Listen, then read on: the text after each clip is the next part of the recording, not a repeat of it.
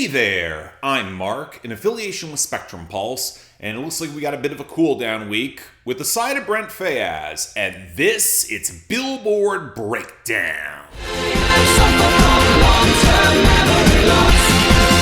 I don't remember. I don't know if I would call this week a reset to normal though, even if I'm tempted to. Sure, J. Cole's album bomb largely faded back, but Bad Bunny's got some tangible staying power on the Hot 100 right now, and we still got a minor album bomb from Brent Faiyaz of all people. Considering how he apparently handles criticism online, that could be a misadventure and a half. But given that we're probably going to see some album impact from Megan Moroney next week, given her streaming numbers, look, it's just kind of nice that country acts can get in on this territory. I just really wish the album was a lot better. Although it will be interesting to see the contrast against Baby Keem, given some of his numbers. But before we get into all of that, our top 10, where, as I predicted, Opalite by Taylor Swift rode massive sales and continued radio traction to number 1. And let's make this clear. While she's dominant on the charts, I would struggle to say that any of the biggest singles from The Life of a Showgirl have had larger cultural impact. They are not her best, but they're also not her worst, and that might actually be part of the problem. It's become a bit of a science for her, where she's actively still trying to play the pop star game and the chart game with mass single releases, and doing so openly, and when she wins, it just feels too big to fail. Ergo, a lot easier for me not to care one way or the other. The question is going to be how long Opalite's going to last, and I'm just not sure the radio crest is going to hold up, especially compared to Choose in Texas by Ella Langley at number 2, which still has huge streaming and great sales, but that crossover radio momentum's starting to look a little shaky. I would not be surprised if this comes down to a margins game in a week or two. Now, I'd like to see The Man I Need by Olivia Dean take advantage of this from number 3, as streaming and sales are up, but she lost the top spot on the radio, and that's going to be the big question for her momentum. It does hold over DTMF by Bad Bunny, slipping off the top to number 4. I think the bigger surprise for me is that he kept so many songs in the top 10 basically off streaming alone. This is still the biggest song in that category. Now, some of his songs falling back leads to other tracks seeing a slight recovery, like Ordinary by Alex Warren going back to number 5, because even if the radio's dumping it, he's got a ton of streams, making any decline feel less positional, and that makes it a little interesting to see I Just Might by Bruno Mars rebound to number 6, which has the top spot on radio as we speak, but streaming is considerably weaker, which I'd say is reflective of an act who benefits more from an older audience with an institutional memory.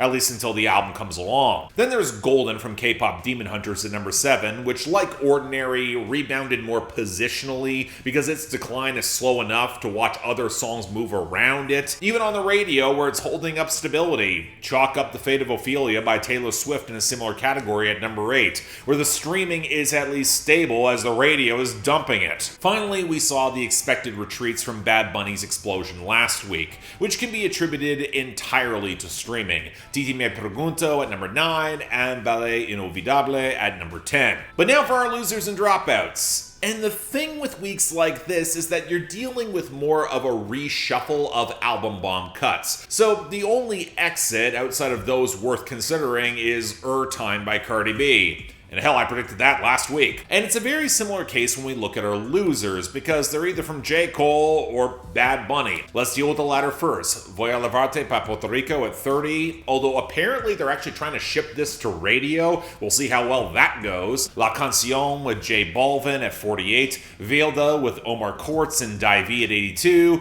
and Café Con Ron with Los Pleneros de la Cresta at 86. Then there's the J. Cole side. 2-6 at 44, Who the Fuck Is You at 61, Poor Thing at 65, Bunce Road Blues with Thames and Future at 69, Safety at 75, Run a Train with Future at 91, Bombs in the Ville Hit the Gas at 93, and The Let Out at 97. So naturally we're going to get a lot of returns and gains. Well, yeah, but maybe a little less than you might think. Some of that courtesy of a busy enough week coming from Brent Faiyaz. We will get to it. And that makes the returns a little bit tough to judge, especially if there's going to be more album activity next week. But working our way from the bottom up, Favorite Country Song by Hardy at 98, Fame is a Gun by Addison Rae at 96, Let Alone the One You Love by Olivia Dean at 95, Ain't a Bad Life by Thomas Rhett and Jordan Davis at 94, Rain Dance by Dave and Thames at 92, and Ends of the Earth by Ty Myers at 90. Then we got Plastic Cigarette by Zach Bryan at 89, You Stole the Show by Sienna Spiro at 85, Bloodline by Alex Ward and Jelly Roll back yet again at 79, and Pop That Thang by DaBaby at 78. Finally, Who Knows by Daniel Caesar at 76, I Thought I Saw Your Face Today by She and Him at 74, and Change My Mind by Riley Green at 68. I didn't say they were all good here. Now for our gains. Yeah, outside of the one debut that picked up being Baby Doll by Dominic Fike to 52, gross. What caught me off guard were just how many country songs saw huge gains. The Fall by Cody Johnson at 36, Dandelion by Ella Langley at 37, Days Like These by Luke Combs at 38. Keep an eye on those two, we'll come back to them later. MacArthur by Hardy, Eric Church, Morgan Wallen, and Tim McGraw rebounding to 42. Hell at Night by Big X the Plug and Ella Langley at 45. How Far Does a Goodbye Go by Jason Aldean at 46. I Ain't Coming Back by Morgan Wallen and Post Malone at 50. Beautiful Things by Megan Maroney at 58. No, That's Not Gotten Old Yet. Brunette by Tucker Wetmore at 59. And Say Why by Zach Bryan at 73. Then we got more of the Zara Larson bubble. Lush Life at 39. Midnight Sun at 64. And Stateside with Pink Pantheress at 41. That's probably going to get up even higher. And then the rest. 12 to 12 by Somber at 47, Chanel by Tyla at 53, When Did You Get Hot by Sabrina Carpenter at 55, Gone Gone Gone by David Guetta, Teddy Swims, and Tones and I at 62, Tiramisu by Don Toliver at 67, Nice to Each Other by Olivia Dean at 70, Four Raws by SD Kid at 71, and First Day Out by Pooh Shiesty at 72. And now, believe it or not, we're actually in small album bomb territory for Brent Faiyaz this week, which shouldn't be that surprising, actually. He actually got one back in 2022 with Wasteland in a very similar fashion, and all of his new songs are below the top 40, so we're only talking about the best or worst. Outside those, Four Seasons at 84, Other Side at 60, Wrong Faces at 54, Have To by 51, very close to the honorable mention on that bass line alone, and Butterflies at 49, which would have also had a shot at the honorable mention with that anxious crescendo of the first half if the second half of the song didn't resolve into this chipmunked and really underpowered second half. Gotta be honest, I just found the album kind of mediocre. And that makes this week considerably easier. Given how much turbulence I've had the past couple episodes, I'm certainly not complaining. Let's start things off with number 99, Droga Letal by Junior H, Gael, Valenzuela, and Peso Pluma.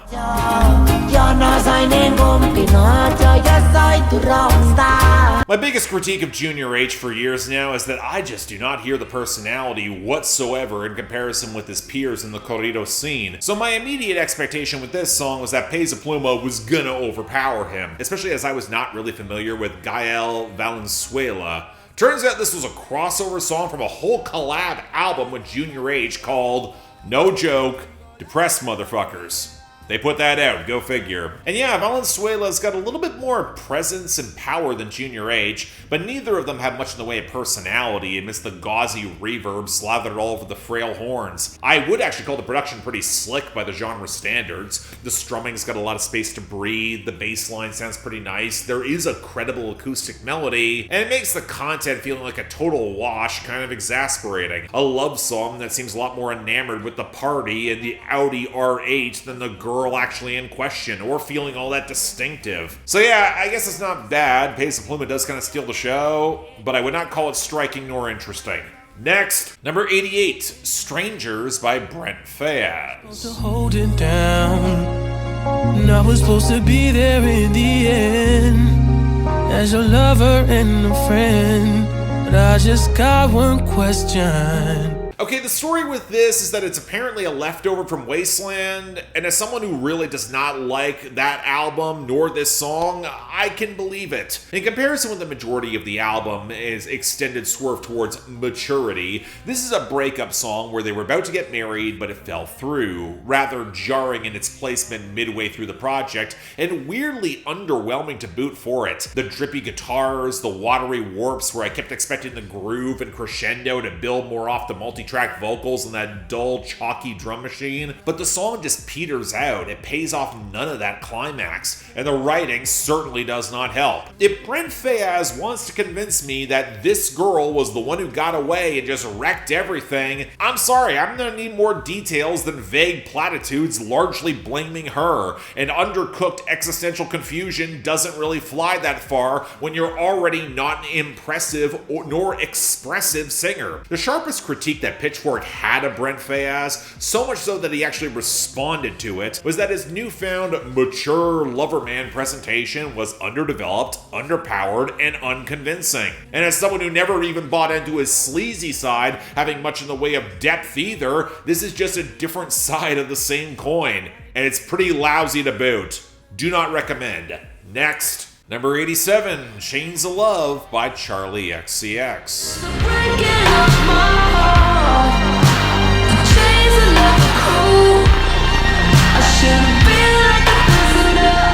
Look, there's a different timeline where I do a larger piece about the Wuthering Heights revival and Emerald Fennell, which I thankfully have not seen, but sounds like an absolute bastardization of the source material and a novel I really like. But in the music space, I've actually seen rather mixed opinions on the soundtrack, some tarring it with the same brush as the film and a larger dismissive backlash towards Charli XCX as a whole, some even saying that this is better than Brat. So let's put this one crossover song to the test, and for everyone's sake, I'm gonna try and place this song outside of the context of whether or not it works to describe Catherine or Heathcliff's relationship, or Kate Bush's song based around that novel rather loosely, or even away from the movie that I haven't seen, which places this closer to a throwback bombastic power ballad with a lot of the tortures of love, with Finn Keen providing some of that old metallic hyperpop gloss from the PC Music days. And for that, I think it's fine.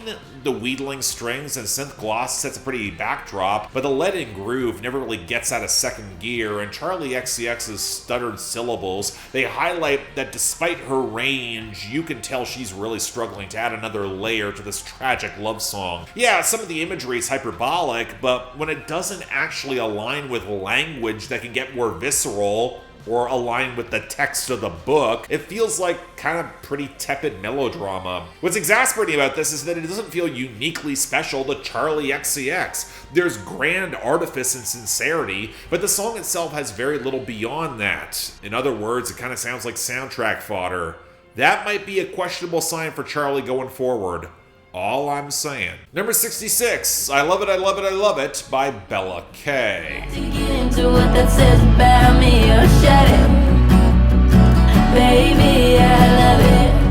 I love it, I love it, Oh, this is only a matter of time. So I knew about Bella K thanks to her charting presence in the UK, where this song had been a thing for about a month, and she had the Sick chart for a small run last year. She's out of Southern California, she's in her very early 20s, this is her breakthrough stateside. I'm assuming TikTok played a large part in all of this. And to give her credit, there's a little bit more going on here that I think deserves attention. I wouldn't say Bella K is a great singer, trying to split the difference between a husky Billie Eilish imitation and something with a little bit more bratty energy, where in a different era, the guitars would actually have some electric pop rock snarl. But by the time they start adding in the multi-tracking for the hook, as the guitars do build some smoky presence on that crescendo, Bella K at least has a credible command of the atmosphere. Her producer's pretty good.